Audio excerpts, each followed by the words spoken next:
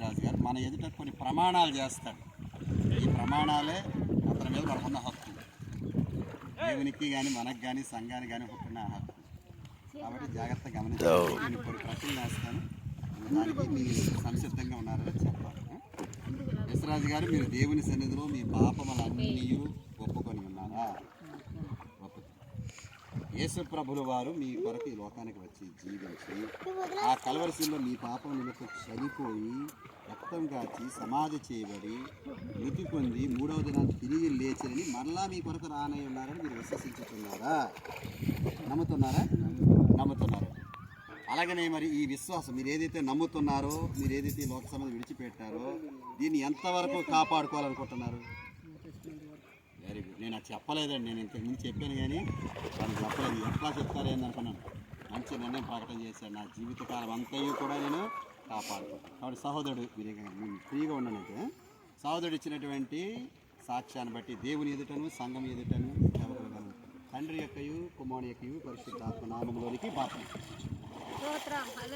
ఇప్పుడే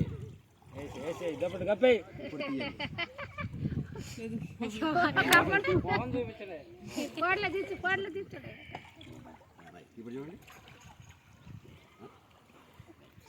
అరమా జీవము నాకు నివా తిరిగి లేచెను నాతో.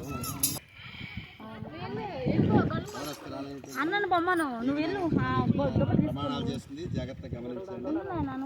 ఇందాక దైవజనులు చెప్పినట్టు దేవుని మందిరంలో మీ పాపములన్నీ. అలాగే యేసు ప్రభు నీ కొరకు లోకంలో పరిశుద్ధుడిగా జన్మించి ఆయన పరిశుద్ధమైన జీవితాన్ని జీవించి మీ కొరకు మీ పాపం ఆయన చనిపోయి సమాధి చేయబడి 3వ దినం తిరిగి లేచిదని ఆయన మళ్ళా మీ కొరకు తిరిగి రానై ఉన్నాడని మీరు ఏదైతే ప్రమాణం చేస్తున్నారో దేవుని ఎదుట సంఘం ఎదుట సేవకుల ఎదుట, ఈ ప్రమాణాన్ని మీరు ఎంతవరకు కాపాడుకుంటారు? జీవిత పర్యాంతం కాపాడుకుంటానని జీవించిన సాక్ష్యాన్ని బట్టి తండ్రి యొక్కయు కుమారుని యొక్కయు పరిశుద్ధాత్మ బాప్తిసం. లోకము శరీరము లాగిన లోబడక నేను వెళ్ళెదను. లోకము శరీరము లాగినను లోబడక నేను వెళ్ళెదను.